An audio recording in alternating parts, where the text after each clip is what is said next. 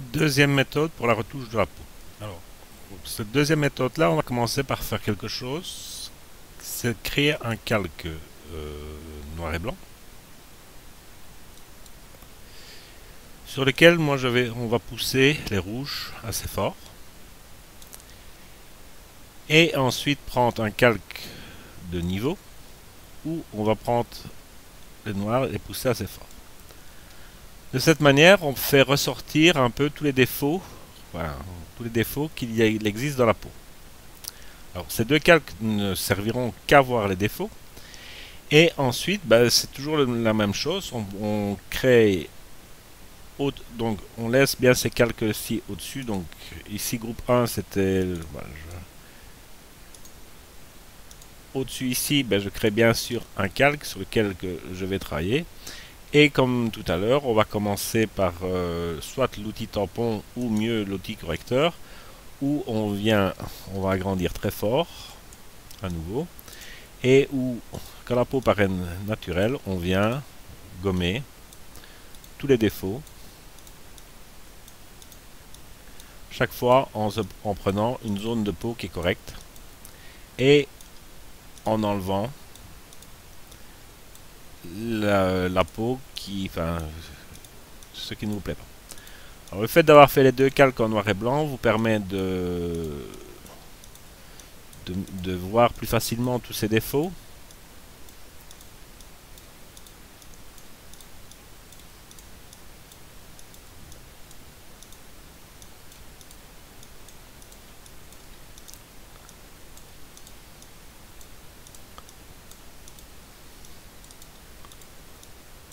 Alors rassurez-vous, je ne vais pas les enlever tous parce que bon, ça prend, comme vous le voyez, un certain temps.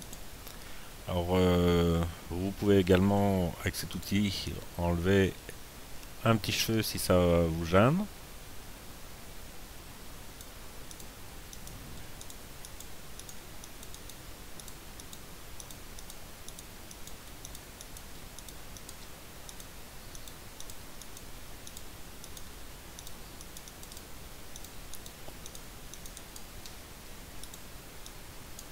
Donc je vous montre en gros comment ce que je fais.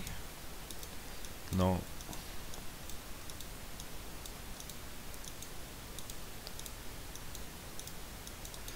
Donc vous voyez que c'est un travail de patience pour enlever tous ces défauts.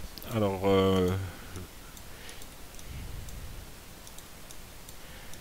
même si vous avez un modèle avec une peau parfaite, si on commence à regarder des détails, tout de suite qu'on pousse les détails, on se rend compte qu'il y a très peu de peau parfaite. Évidemment, ici j'ai pris un cas d'une personne plus âgée, donc il y a évidemment plus de défauts, de rides, etc.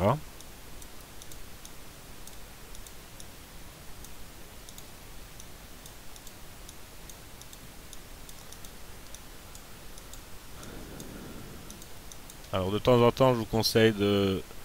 Donc ces deux trucs-ci, ça et ça, je vais aussi les mettre dans un groupe. Je vais les mettre dans un groupe, ce qui me permet de temps en temps d'effacer, d'enlever la visibilité du groupe et qui me permet de retrouver la peau naturelle et donc pour me permettre de me faire une idée sur les corrections que j'ai fait.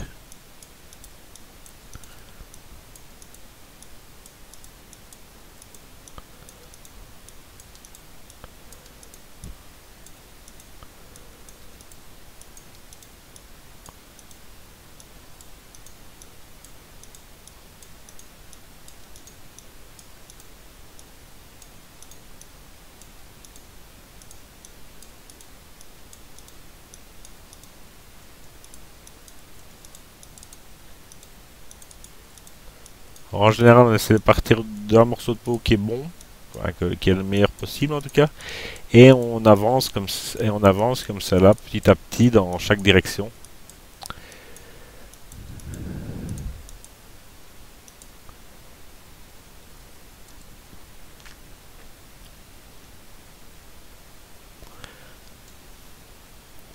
Et donc n'hésitez pas de temps en temps, comme je l'ai fait, à revenir en arrière pour voir réellement la correction, ce que ça peut donner.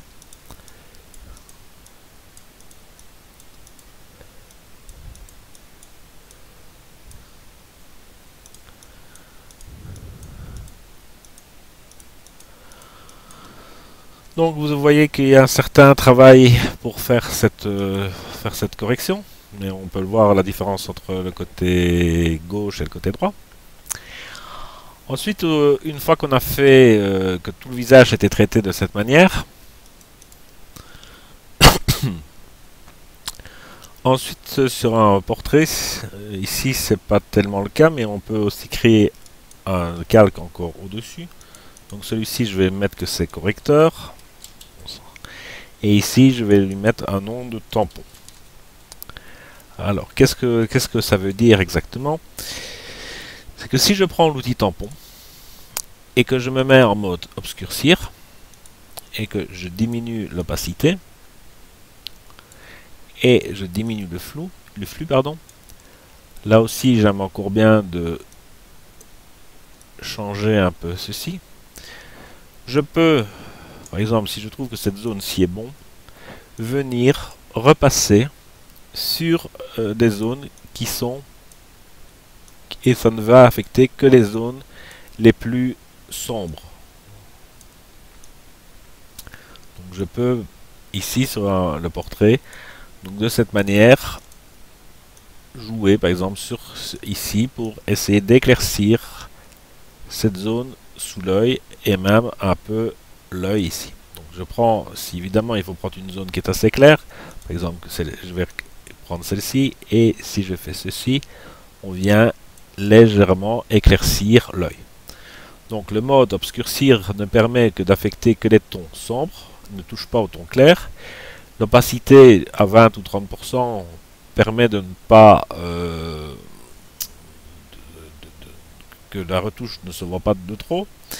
Et si on prend le flux, on a ici le flux, ça veut dire simplement que si on prend un seul point, la quantité de, je vais dire, si on était avec un crayon de couleur, la quantité de crayon de couleur est limitée à une trentaine de pourcents chaque fois que je vais appuyer sur un clic.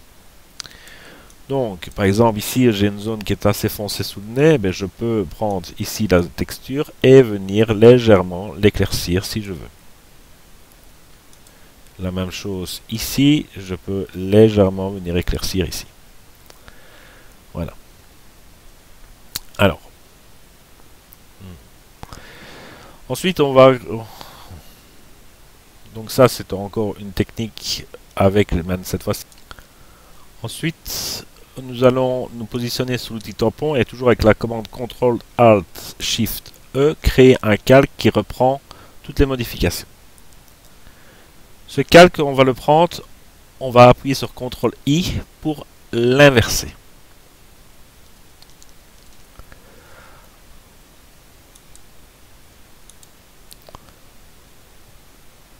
Nous passons ensuite le calque en mode lumière vif.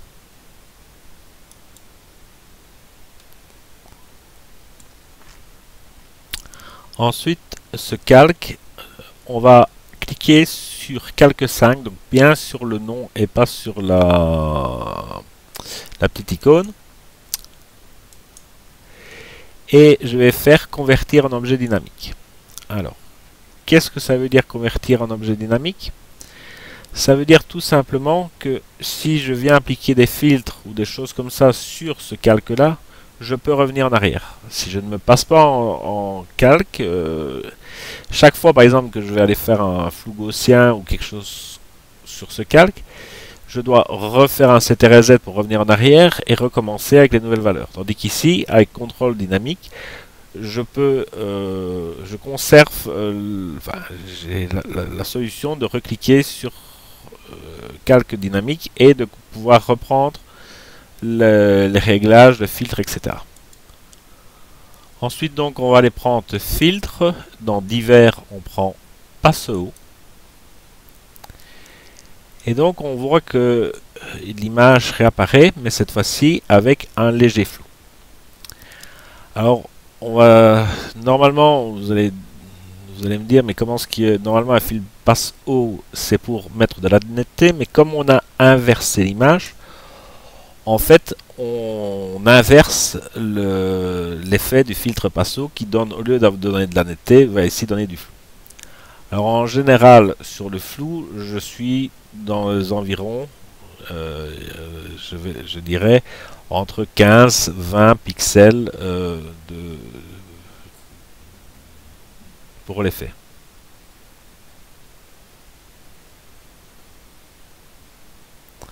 Alors plus vous allez monter dans les 15-20 pixels, mais évidemment plus vous mettez vers 20, plus l'effet est fort. Plus vous allez vers 18, plus l'effet, enfin plus vers 15, moins l'effet est fort. Donc à vous de décider de,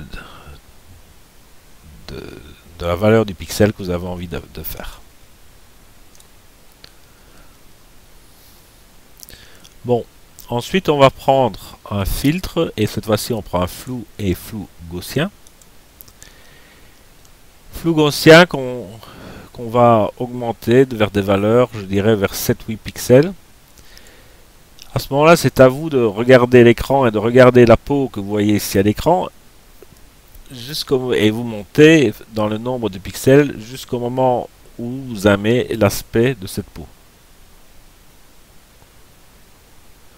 Donc on est aux alentours de 5 à 7, 8 pixels, enfin dans ce cas de cette image-ci, enfin moi c'est quelque chose qui me plaît, mais vous pouvez mettre 5, ouais, vous pouvez mettre 10, si je remets par exemple ici une netteté à fond, enfin un flou gaussien à fond, j'ai une netteté avec tous les défauts qui reviennent à peu près. Alors évidemment, plus le travail aura été minutieux pour enlever les détails, mais moins vous devrez à la fois appliquer de filtres passo et plus vous pourrez monter dans le nombre de pixels du flou gaussien. Si je prends donc la partie de mon œil que j'avais faite ici par rapport à la partie que je n'ai pas fait, vous voyez qu'ici, ben, avec ce que j'ai fait, je n'ai pratiquement plus de défauts, tandis que là, j'en ai encore pas mal. Et pour le même, enfin, pour un effet qui est identique évidemment sur les deux. Donc une fois que vous êtes content, vous appuyez sur OK. Maintenant, si jamais vous n'êtes pas content à un moment donné, rien ne vous empêche de recliquer sur flou gaussien et de venir à nouveau rechanger les valeurs. Et donc là est tout l'intérêt du filtre dynamique qui vous permet de retourner dans le filtre passo ou dans le flou gaussien en fonction du résultat que vous voulez. Alors, donc ensuite évidemment c'est toujours la même chose. On appuie sur l'icône masque ici. Rajouter un masque de fusion que je vais intervertir CTRL I, donc je n'applique l'effet sur rien du tout. Et je reprends le pinceau et cette fois-ci avec du blanc. Là aussi, je vais changer un peu la forme de mon pinceau. Et je commence à appliquer, je veux que j'ai une opacité à 100%, sur toutes les zones où je veux que cet effet soit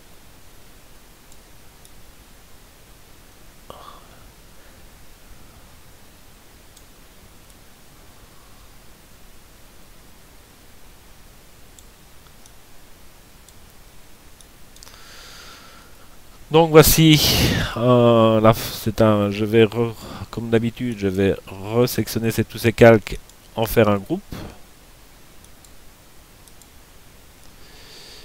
Alors, il n'a pas voulu me les prendre. Hop, on va le mettre. Donc voici l'image de départ et voici l'image avec les filtres qu'on a mis point de vue retouche de peau. Donc ceci c'était pour le deuxième tuto sur une deuxième manière de corriger la peau.